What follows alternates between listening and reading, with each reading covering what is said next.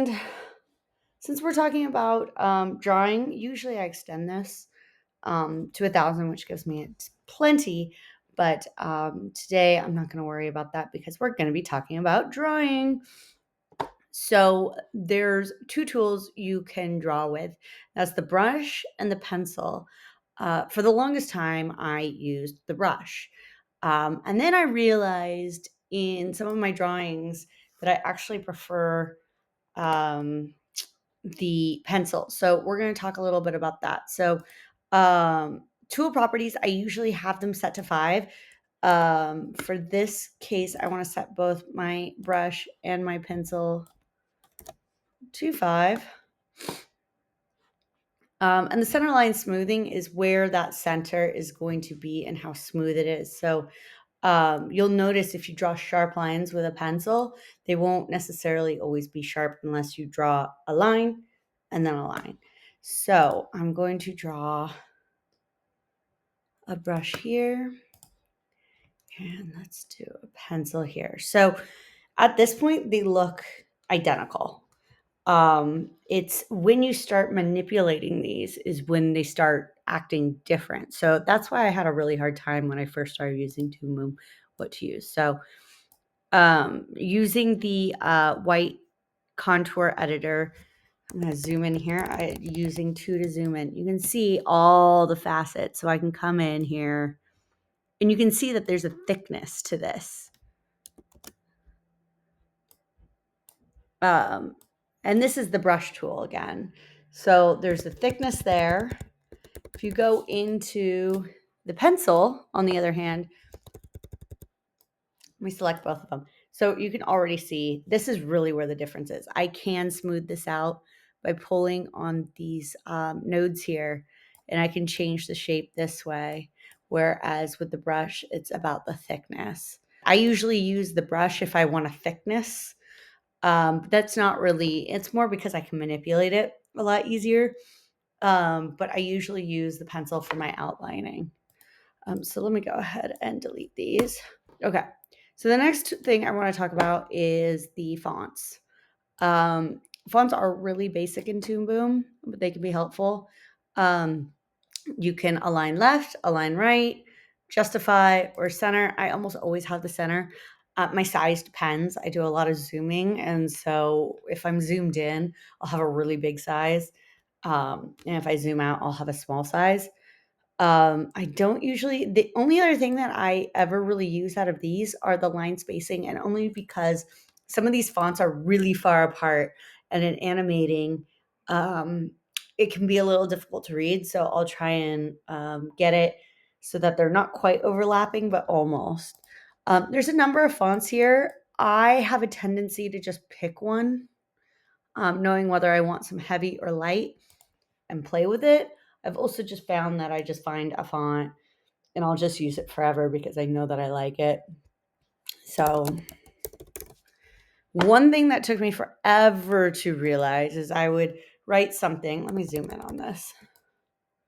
I would write something and then I would want to edit it. And I thought that I would have to delete it and rewrite it.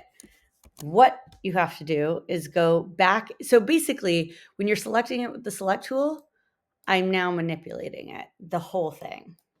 So instead of doing that, instead of making it a drawing, you'll want to go back in here and double click and edit it. And just put in whatever. Another thing too is that the color can be changed, but you would not be able to change the color with here. And that also goes with when you first select the tool and you write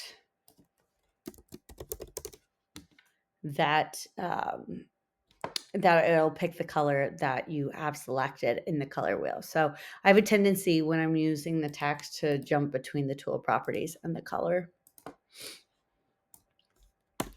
So here's the shapes, and you can do a rectangle, an ellipse, a line, a polyline. I personally really like organic shapes, so I have a tendency to, even if I need a straight line, to use my pencil. my pencil tool, but that's not as straight as if I was to pick the line tool, hold it down. You can pivot up and down, or you can hold shift to keep it straight. That is definitely a much straighter line. I also find that it takes a lot longer if you draw that way. Another thing, since I did draw this with the pencil tool, I can, if I select that, I can manipulate it a little bit, or I could even take these, see the white is selected, delete those, and then move this. So that's another way, although you can see that it's slightly bent there. And so I might want to, that's another way to do it. To the visual eye, it looks straight. It's not straight probably if you go in there mathematically and look at the exact lines. I pretty much only use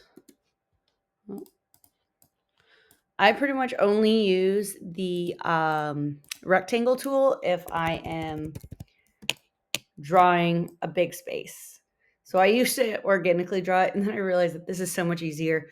You don't see the lines, it's fine. So I'll take that, take the can of paint, and draw it. So one thing about the tool properties is you've got this apply to all frames. And I didn't know about this for a long, long time, but you'll see it applies to all frames. And this is dangerous, but I'll show you how powerful it can be. So let's go ahead and draw a few of these squares. I can even, and I'm going into different, what is this?